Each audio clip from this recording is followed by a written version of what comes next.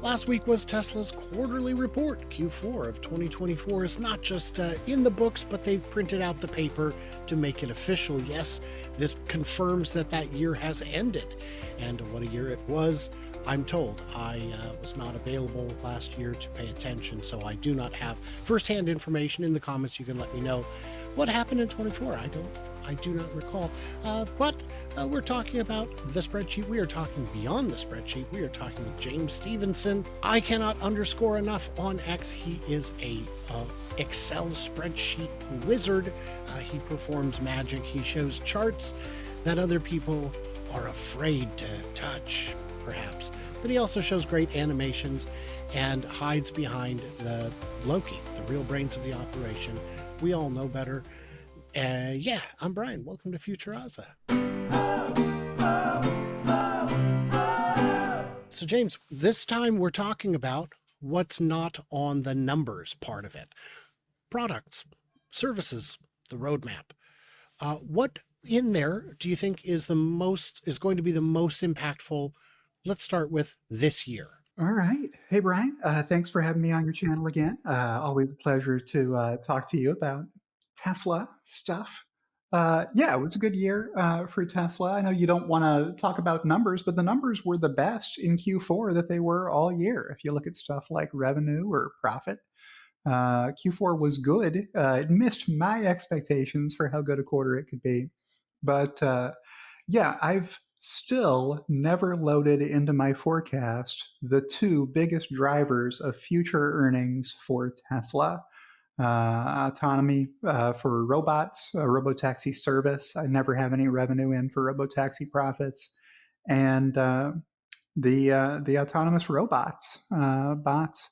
I do put in cost savings into my model to reflect that Tesla will get more profitable as they use robots, Optimus robots, or whatever they want to call them, in the factories to replace human workers. And that'll be good for cost of sales per vehicle. Ought to bring it down a lot when you can have robots working a shift 20 hours a day or whatever, and not have to worry about paying human beings to do that repetitive, boring work. So those How are soon big. do you Yeah. how soon do you think robots will be, even 5 or 10% of the workforce? We heard from Elon that there will be robots doing productive work for Tesla in significant numbers before the end of this year. So by the end of 2025, I thought he said thousands, over a He thousand, he something like he that. did. He said optimistically 10,000. I understand that we may fall short of that, but thousands. And so, well, what will they do? Guys, there's 150,000 employees. You can absorb 3,000 of them pretty easily. Yeah. And you can absorb them without needing to do any layoffs or fire anybody.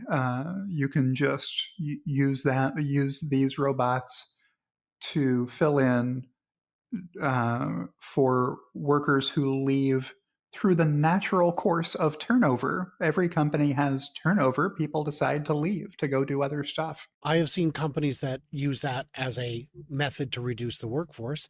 They don't offer anybody anything. They don't let anyone go. They just stop adding new employees. And Sure. regular attrition is a thing. So you can do it that way. You can also move people to more meaningful jobs within the company. Absolutely. If your job was just packing battery cells into containers, I think you're happy to take a different job and stop packing batteries into containers, right? Let the robot do that work. What I came up with, and robots come in more than one shape. Right now, they come in two for Tesla. One of them has legs, the other has wheels. We saw that they are now moving to not have drivers from end of line to the loading area. I estimate the savings at $10 a car. And that's factoring in the waiting time, the benefits, all that. And that means that, so, well, $10, boy, that's disappointing. Right. That's $1 million a month. So I'm not Yeah. sad about $1 million a month. I think that is a reasonable number to get. And once you've got the cybercab rolling off the line, how else are you going to move it? So I thought Right. that was pretty interesting information. The other big piece there is the cameras are calibrated before it leaves the line because I all it saw needs to that do. reply from Ashok. He said that now they do the calibration as the car moves down the assembly line. I guess they've given it targets to look at or something to do the calibration. Well, it needs to see where the camera, it needs to be able to form a three-dimensional 360 map. And it can do that by looking just at the world, just like a baby, but hopefully a little faster than a baby. Um, there are other manufacturers who still manually calibrate these things, I which remember is years insane. ago when you got your Tesla, you couldn't use FSD, even if you had bought FSD, or you couldn't use autopilot for the first 50 miles or something because it would tell you, a little message would pop up on screen that the cameras were calibrating and that you had to keep driving it manually. And that was a big turnoff for a lot of folks who were excited to go pick up their brand new Tesla and let it drive them home. They had to drive it manually like a caveman, like a sucker. Like us. So my delivery was October 23. I did have that message. It said something like 50 miles. It was probably more like 4 or 5. Yeah. So they've been shortening it, and now it's shorter still. What else do you see in terms of the roadmap that isn't necessarily showing up in the financials yet? The cost of Cortex doesn't even look like a blip. The cost of, The compute Cortex, the supercompute. oh, sure. Yeah. The big, massive supercomputer installation at the end of the Austin Gigafactory. They were just constructing it at the end of November when we were there for the Cybertruck first deliveries event last year. And now it is all done and looks very sharp. You got those 6 giant cooling towers to try to cool off all those hot and toasty processors from Yes, NVIDIA. and a little known fact, I don't know if you know this, but the that cooling arrangement is a bit like an octavalve in that they also can use it to heat the rest of the building because there's a little bit of heat that they can dissipate. And I don't think that's going to save a little bit of money, but really what it will do is tremendously increase the comfort inside the factory because you would not heat a space of that size unless you absolutely had to. Ain't that just like Tesla's engineering team to turn the thing into a massive heat pump? Yeah. Yeah. We've Yeah. got all this heat. Should we just blow it out into the sky? Hey, I know. And Yeah. Do we that's, need heat for anything? Can we use that heat? Yeah. yeah. So that's all exciting. The cash pile seems to be getting bigger. What's Yes. going on there? Yeah, cash and cash equivalents are the largest they've ever been. Those are almost $40 billion now, I think. And Tesla has moved more of it into investments. And they're not in treasuries anymore. They've got less money invested in treasuries and more in higher interest bearing investments now. So you can find all this fascinating money stuff if you flip through the 10K. Every Yes. quarter it's called the 10Q unless it was the last quarter of your fiscal year, Mm. in which case the SEC makes you call it a 10K and you get all the annual comparisons instead of the quarterly comparisons in there.